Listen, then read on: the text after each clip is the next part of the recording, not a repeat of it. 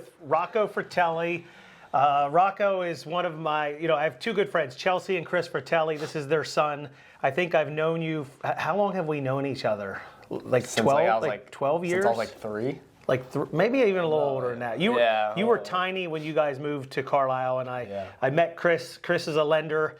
We're real estate people, and we've been such good friends with your parents, and your wife sells real estate. They do all kinds of real estate deals, and sure enough, got to see you grow up a little bit here in Central Pennsylvania. Where do you go to high school? Northern New York. Okay, and you're also a wrestler, right? Yep. How long have you been wrestling? Since first grade, so 12 years. 12 years. Mm-hmm. So I remember early on, like Chris would like make you do all kinds of like all these extra workouts when you were younger, and I thought that he was overworking you maybe or doing too much. But now that I look back and see what you've done and see what I'm doing with my kids, I think your dad did all the right things. Yeah. And pushing you to do more, even maybe when you didn't want to do more some days. Yeah.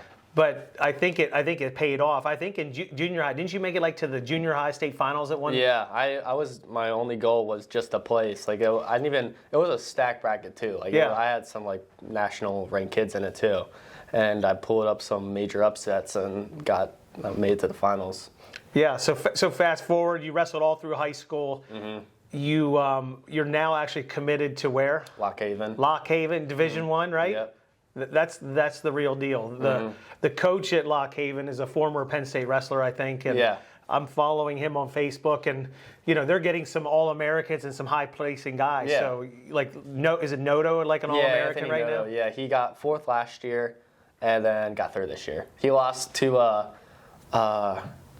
Richard Figueroa, I think, in the semifinals. Yeah. And it was a close match. It was 4-2, and then Figueroa ended up winning the whole thing. So you're going to be wrestling with some good guys. And I don't know, I know you've done this over your career, is when you can get around people that are doing good stuff, like around the better competition, has that made you better? Oh, yeah. Yeah. Like I try to get into rooms with with top ranked guys. Like I drive an hour 15 to Reading every Tuesday, or Thursday if I don't go on Tuesday. To Stellar trained. It's Chance Marsteller's club. Oh yeah, Chance. So, is he there too? Yeah, he's always there. Have you wrestled him? Yes, I have. How'd that go? That's not good. Because he, one of my coaches locally, Chris Ramos, he trained him through high school. So that's when I first met him there. He showed up a couple times. I wrestled him, and then Chance started his own club whenever he started getting older and doing this Olympic stuff and making the world team. So I wrestled with his team a little bit in the off season last year. That was my first time. And there's some good guys. Have you gone takedowns with Marsteller at all? No. I don't wrestle with him. He doesn't wrestle too often with us, but every now and then he'll hop in. But there's a lot of guys that go there. It's we practice at Alvernia University, and so it's like a small room for how many kids go there. It's like there's at least 50, 70 kids there every day. Wow. Yeah. When I think of Marsteller, he reminds me of Kerry Colat. Yeah. And Colat was on my team at Penn State when I wrestled there. Mm-hmm. And I remember wrestling and rolling around with Colat. Now, I was 190. He's 134. Yeah.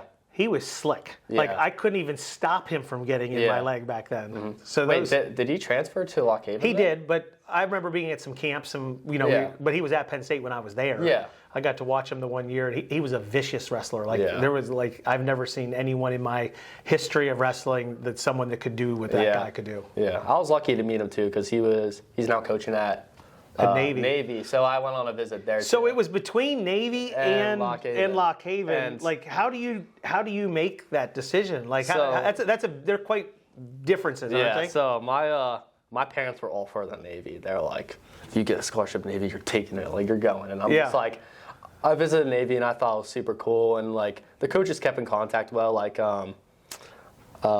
Mike Evans. Yep. He wrestled for Iowa, so he's the assistant coach up there. He kept in good contact with me during my whole junior year last year, and went on a visit there. And my parents loved it. They love Annapolis. They love that area. And they're like, if you go here, we're going to get a house here. And we're going to, come up here all the time.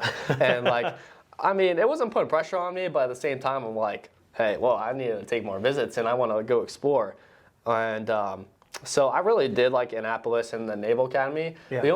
thing that was stopping me back was like I'm just not really a military. Like I'm not all about the military, so that's only what stopped me. But you're a little more entrepreneurial. Yeah, a little. Yeah. I'm seeing that with your little business that you're already doing. Yeah. So I wanted to be a little more free and if it was like if Navy was like the only thing I got and that was like wrestling and military, which like I would do military. It's not something like I'm really against doing. Yeah. It's just something I don't really prefer. So I ended up, and then Cole, he went on a visit to Lock Haven. He was like, "Man, you got to go to you got to go visit Lock Haven." I loved it. It was awesome. So and Cole's a wrestler. He wrestles at Northern with yeah. you. Yeah. Yeah. We've been wrestling with each other since like first grade too. We've been going to the same clubs ever since we've met each other. So he went on a tour there, and he was telling you. He was telling me, like, I think we were going up to Penn State. Yeah. We were going to a Penn State Michigan match last year, and he was just telling me about it. And then he asked the coaches. He was like, because like the coaches, they came to one of our duels last year. Yeah. And against Carlisle, and they like watched me and Cole, and they like came up to me and Cole after the match and was like, "Hey, we need to get you guys on a visit." So Cole went up on a visit. And then I didn't hear anything from them. And then I think Cole said something. He was like, "Did you schedule a visit for Rocco?" And they're like, "Oh, we forgot." So then they like texted me, and then I came up for an unofficial at first. Okay. And I went to it was kind of funny because I went up to they had a match the same day. I came up on a visit, and they were going against the Navy. They were going against the Navy. So I saw like Mike Evans, and Mike Evans was like whispering to a former wrestler that went to. What are you doing? What are you doing here? Wrestler that went to Northern. His name's Kyle Kozer. Yeah. Which was my head coach's brother. He went to the Naval Academy, and he's like he likes the military and stuff. And he like whispered to Jake's ear. He was like, "What's Rocco doing here?" And then Jake's like, "Oh no," and he was like, "Maybe on a visit." And so, yeah, and that's what Jake was like. Mike didn't like. But did you like it right away? Oh yeah, I liked it. Like that. Who won the Navy Lock Haven match? Lock Haven blew him out. It was bad. Like it was like I was like, "Oh, let's see how this match goes." And I think Lock Haven at one point was up like 20-0. So as you know, we've been flying airplanes a little bit lately. Yeah. And I looked it up. There's an airport right there in Lock Haven that I could land at. Really? So I told your dad. He's not keen on flying, and I don't think your mom is either. Yeah, but I'm going to try to convince him. My mom was like, "I'm never flying with Rob," and I'm like, "Why?" And I'm like, "I'm going to fly with him." So you picked Lock Haven. Now, so how many years? You went to States a few years, right? Yeah, I've made it to States every year since second grade. Wow. Yeah. Now you had a little bit of a roadblock this last year. You hurt your knee, right? Yeah. And you didn't even know if you were going to make it back in time for the season. How many weeks did you get to practice before you went back to competition after your surgery? A week and a half. That's not nearly enough, is it? Yeah, no. Well, yeah. So I got hurt beginning of October. Okay. Like, October, like it was right before I had. It was at a football game. It was stupid how it happened, but got hurt at the football game. And then I had to wrestle the next day. It was like, I think, October 10th in Columbus Day Duels in Spokane. And tried to wrestle, and I couldn't even wrestle a minute in my first match. I hand fought, and then I went straight to my butt. Like, my knee buckled, and I couldn't walk for a week after that. Wow. So then I get checked out, got surgery October 25th, and then I came back. I was able to light drill, like January 8th. And then I think my first match was January 18th. It's hard to get in wrestling condition. So, I couldn't imagine that. But so it didn't end the way you wanted to. But but guess what? You have another opportunity now to do even better. Yeah. And I would tell you my one thing I would tell you going into college is just do everything as hard as you can. If you can control how much you run, you can control what you eat. We've talked about that in the past. Yeah. You can control what you do. You control how many push-ups you do after practice and pull-ups after practice. But the more effort you put in, the more you will get out of it.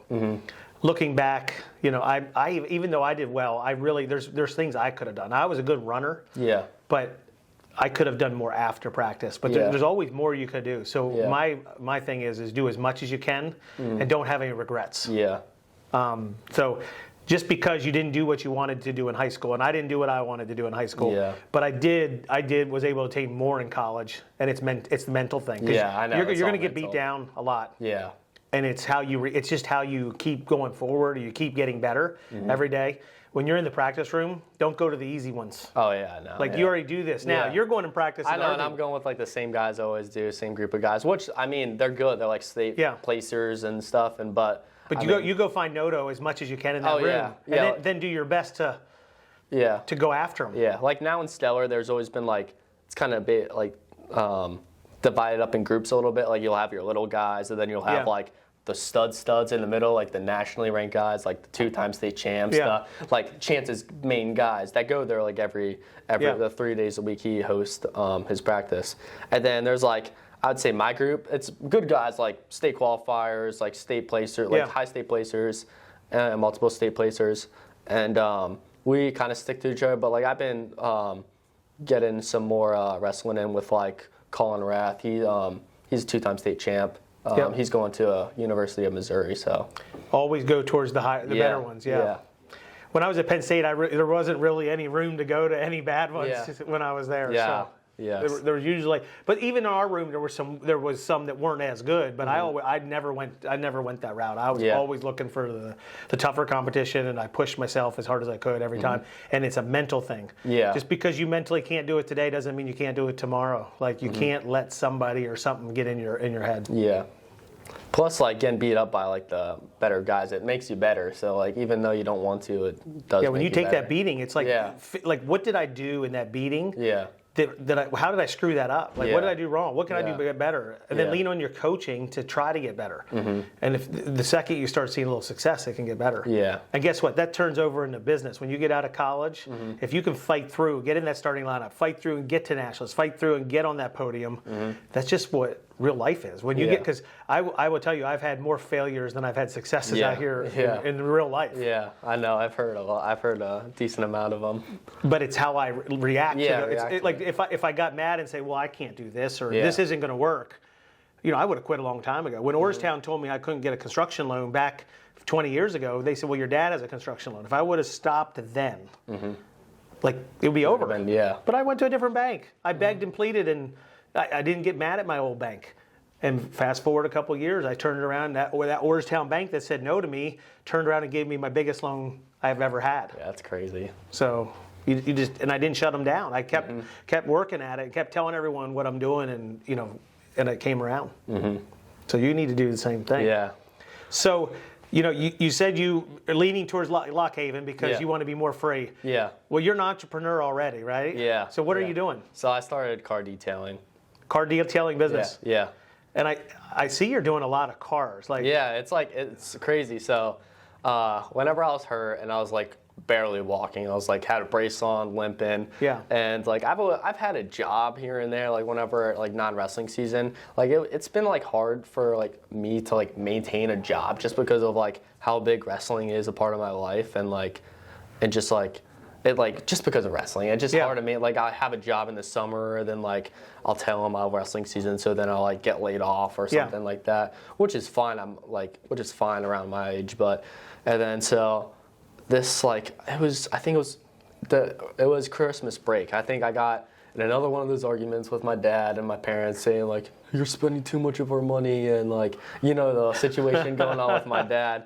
So I was like, all right, screw this. Like I've always thought of like cleaning cars as like a side hustle because like my parents have like had like people come over and like they'd see me cleaning my car and they're like, hey, do mine next. And one time I got paid like $100 for like cleaning one of my dad's friend's cars. Like that was over. So I was like, I've always did the light bulb go off right then? Yeah, so the light bulb went off, and then I've seen on my TikTok and stuff about starting like detailing businesses and like YouTube. Yeah. And it's always been like an idea of mine, but I never had like that amount of money to like invest in like the products and like the equipment. So I was just like gonna see if I can like make I have a job now too on top of my business, and they're like.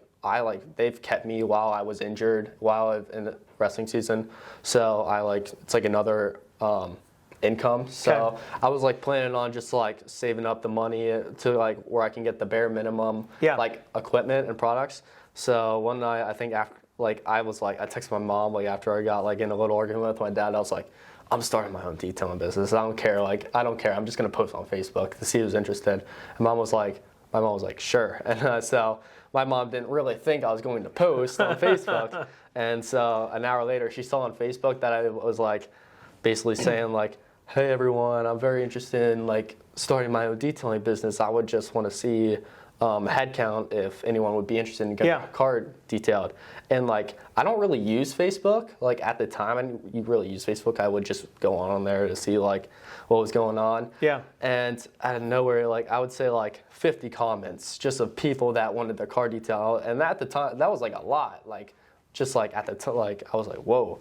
And so my dad saw it too, and he was like, okay, and then he kind of like helped me get started a little bit. Oh, now he's involved once he sees the lights going. So I think like the next day or two, it was like the same day I came and visit your elderly home. Yeah. I think me and him went to like Lowe's and stuff and got like the bare minimum equipment. And it's funny to say because like I think Christmas was right around that time. It was like 2 days before Christmas. So I ended up getting like a new vacuum for Christmas, and which was weird because I was actually pretty excited about because my vacuum that I used before, it was trash. It was Wow. So. Well, and I saw, did you just do one for someone, one of the Mike Hippensteel's sister? Yeah, so she wanted to sell her Ford Mustang. Yeah. She, it seemed like she really liked the car because she was like, I'm like going to cry if I sell. Like, she was like, it's going to be a very sad day for me. So she was like, can you get it right? Because I've like went to all these other details and they're like saying like $500 for a detail. And I was like, yeah, I can get it right for you. And, so did you clean the inside and the outside? Yeah. So what did you charge her for that? So for interior I did $125, and then for exterior I did $75. Oh wow! And it took me about like 5.5, 6 hours to do. So you're going above and beyond. Yeah. So I'm also mobile, so I come to her. So like she was at work at the time, and so she was at her like their company like with the routes and stuff. So I went to her business. I went to like her like business, and I just detailed her car there. You don't need water? Do you need water? Yeah, she had water for me. Oh, she had water there. Yeah, and electric. Wow. Yeah. So that's pretty wild. Mm-hmm. I'm gonna have to have you clean. My guy still owes me another cleaning for one of my cars from last year, but I'm gonna definitely look you up as well. But I saw her positive feedback, and here's the thing: like I'm such a crazy person. Yeah. When you post your pictures, I'm like zooming in to see how clean it is. Yeah. Like, do you realize people do that? So So if I see one little speck of something on your picture, I'm like, oh man, is he clean? Is he doing a good job? Yeah. No, I really take pride in it because like I'm very OCD myself. Yeah. So like my dad's like, where do you get that from? My grandma. Not your dad? I mean, a little bit. My dad has it from my grandma, but I think I have more of it from my grandma than he has because he does keep his stuff clean. Like he keeps his truck clean and stuff, but I got it like big time. Like I like keep my room. I make my bed every morning. And I make sure to do like you make your bed every morning. Wow. Yeah. Like I go to lift, come home.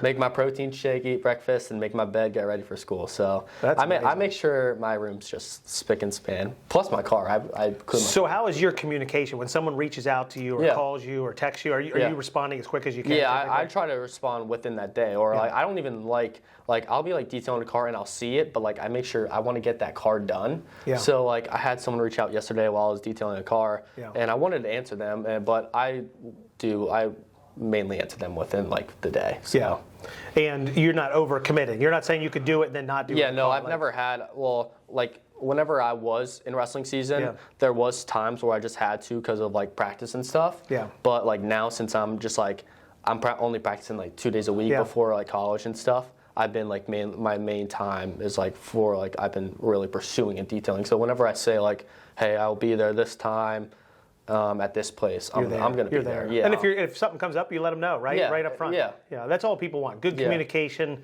I saw how quickly she posted that she was looking for someone to detail her car. Someone connected you. It seemed like you did it relatively quickly, and she was ecstatic because she reposted and shared it. And then I shared it too. Yeah. So happy customers are probably one of your biggest things, and you're already getting that. Yeah, so. And that's like one of my like as a like new kind of business owner, it's kind of like scary to have like a bad like review or like a bad so now early on, like when I went back to building houses early on, I'm sure you can find some people that say Rob builds a bad house or Rob doesn't do this because early on you're not as good. You tend to get better if you care about what you're doing. Yeah, and I think I've gotten really better. Like, I mean, I have like clean cars before, but not as near with like the products I have now. So like it is getting way better over time. Are your tools? Do tools make it easier, like to get in those? Yeah, and plus I'm like I do have like I like started with like the bare minimum tools. Yeah. I started with like a couple chemicals, vacuum, and like that, and then now I have like an extractor, vacuum. I have all this set up now. I'm still like building it a little bit. Like I still like want an air compressor. I don't necessarily need it. Like it's not something I need right now. Yeah. But it will make a little bit easier. So there's just like stuff that just makes your job. How do you figure those stuff out? Did you learn from like Google and self-taught? Yeah, so I just like right before I made sure it was something I really wanted to do and something like that I really wanted to invest in. And like that night that my dad said he would take me to Lowe's and like get this stuff, I stayed up all night. I think I slept for like maybe 1 or 2 hours because I went and lifted with my trainer in the morning, and I spent the whole night just watching videos. I still watch videos now just to like Have you employed any of your brothers to help you at all? No, but my friends do see that I'm like doing good, and they're like, hey, if you ever need help, like we can help you. Like my one friend is dying to help me with like, cause like I guess his dad like cleans his truck all the time. Yeah. And I'm like, there's a difference between cleaning and detailing. Like you realize I'm getting every nook and cranny. That's why it takes me so long.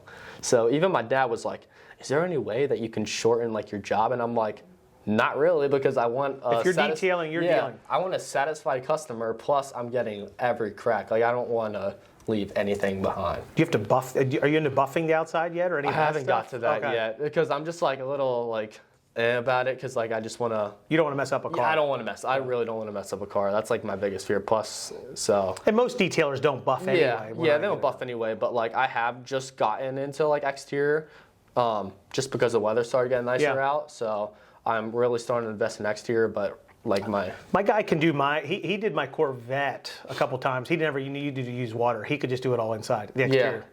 Oh yeah. Oh really? Yeah. Exterior. That's crazy. Dry wash or whatever they call. I forget what they call it. I don't know that. Yeah. So normally I'm like not need a hose and stuff. Yeah.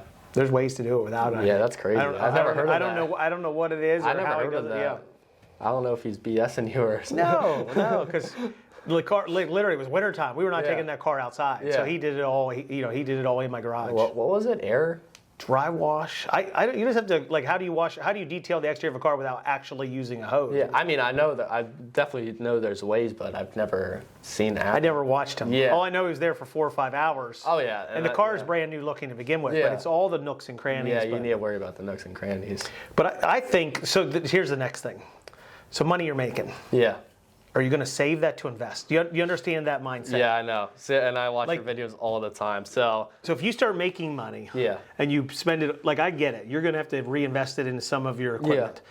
But then when you start making money, if you get in the habit, okay, after I do this, now I'm taking half of it. Yeah. And I'm never touching it. Yeah. Ever. Until I have to buy something else that makes me money monthly. Yeah. So I already have started saving. Like I'm like, have started saving my money, and like I do have like the money to go buy an air compressor right now and like the stuff I really want to get just to complete my setup, but I don't want to go like down. I don't want to go like past the amount I promised myself I wanted to. So I have really started to like budget now that I'm getting older and now that I'm not 17, 16 and have a bad spending habit now. So I really have been working on like saving my money. So it ought to be a percent, like you ought to say, okay, I make $1,000 that I clear. Okay, 500 of it I'm putting away to invest, either in stock, Roth IRA, something that goes towards my retirement. Yeah, and I was thinking about that. I was like, I do have like $1,000 saved up. I was wondering if I can just invest like this amount within these months. How old are you? You're 18, yeah. You're 18. You could probably do a Roth. You could ask your parents to help find a financial advisor. Yeah. You could do a little bit into a Roth. Maybe you just start doing $50 a month in a Roth. And then you're not depleting the whole 1,000. Yeah. But you and I'm not saying real estate's one of the easiest ways to be a millionaire. Yeah. And your parents have been done really good at real estate. Yeah. But you start saving up to buy your first house. Maybe you're not buying your first house for 3 to 5 years. Who knows? But here's the thing: you get in the habit of eventually you're going to have to pay tax on some of this money. So eventually, X amount for tax, X amount for you to spend, and X amount for long-term retirement or investment savings. Yeah. But if you start now, it's going to be better. So Mike's kids, my brother's kids, yeah, when they make money, parents take 60% of it, 60, really, and put it to long-term saving. That's good. They have like $8,000 saved. Yeah, that's crazy. Olivia and Bryce and Dylan, they all invested $2,000 in my investment complex. What the one I let them do. Mm-hmm. We've owned it for like 2 years now. I haven't taken any money from it. Yeah. But they're getting a payout of $200. Yeah. Now keep in mind they invested $2,000. Mm-hmm. Now they're getting They made 10% in like a year and a half on their money. Yeah. That's not too bad. That isn't too bad. So now they get the $200. Yeah. They still have the $2,000 in the deal. Yeah. And they might make more money in the future over time. Yeah. And then when we sell it, that $2,000 might turn into $3,000. Mm-hmm. Like, when you can get your money working for you, it becomes. Yeah. And if you learn now, you're way. It's gonna be a way better. But if you do what your friends are going to want to buy this car. They're going to want to buy this gadget. So that's what I've made sure. Like, I didn't. I was like a bad spender, and like I've now like started to like say like, hey, you need to like. So if you down, if you get a girlfriend and they want to do all this, you guys say no. I'm working towards a bigger plan. Yeah, which like my mom, I don't know, she's been like on my butt on like getting a girlfriend, not getting a girlfriend, but like, are you gonna take a girl to prom and stuff? And I'm like, I don't really want a girlfriend right now. Like they're expensive and they're like a time. And your focus is wrestling and this little business and lifting and all of my other stuff. Nothing wrong with that. Yeah. So I'm on the grind. I would keep it open until you get to college. Oh yeah. You're gonna have a lot going on there. Exactly, and I'm going to college, so like I'm not getting a girlfriend in high school. I'm going to college. So what I have. So when I went to Penn State, I never drank in high school. Yeah. I did not. I went to Penn State and said, I'm not drinking until I become a starter. Because everyone around me drank in high school. Everyone around me drank in college. Mm-hmm. Now, Penn State's a little different now. Those guys are not drinking and partying like they used to back in the day. So Coach Kale has got a different thing going on there. Like you're focused on getting better as a person and better as a wrestler. Yeah. Now, I went there and said, I'm not drinking. I didn't drink until I was 20. I didn't drink until I was 23 years old because that's how long it took me to start. Yeah. But then I did drink a little bit, and I can tell you the drinking didn't really help me. Yeah. When I did start drinking, it wasn't good. Yeah. So the more you can not focus on that and focus on just like you can have fun and do stuff, but try to keep the drinking out and focus on getting better. Mm-hmm. I was just at State College for the Olympic team trials, and I saw a lot of people just partying up there. So, and I can tell that it just leads in the wrong path because I was me, Cole, and my one buddy Cam, we were just walking, I think, at the arena, like downtown, and just these guys like walked past us and yelling stuff, and you could tell they were blacked out, and it was bad. So, and I was just like, I don't want to be that guy. Yeah. I didn't do that a whole lot. I did it very little in college because I was so focused. Yeah. Even when I did become a starter, it was very minimal that I did do it. Yeah. I really did it a lot after I graduated college, and it didn't help me then either, to be honest. It sidetracked me. If I was zeroed in on the business and doing stuff, ultimately, I could have probably had more assets. I could have been more focused, and I could have, gotten even in a better position. Yeah. So, but I would say save money, party less, party none, and just focus on. I'm not even a partier myself. I don't like. It's just not. I don't know. It's just I have so much going on in my life. I don't really have time for it. Well, I'm impressed. With what you've accomplished in wrestling, with going to Lock Haven, a D1 school. And starting this little business thing, that you're learning so much already. I know, yeah. There is a lot of stuff I'm learning. Like, just like, I don't know, just like all the responsibility you have with it, like time management and just like the expenses of like my products and like even though I have the money to buy like the tools I want to make my life easier in detail, and I just don't want to spend it yet because I just don't want to spend that money that I'm trying to save. Well, that's good. That's very good. Well, I'm sure you're going to have success. I'm sure I'm going to come watch you wrestle once you get in that lineup. So I would say put in the work, and we will come watch you, and hopefully we'll do some videos, and you can get some business out of this. Sounds good.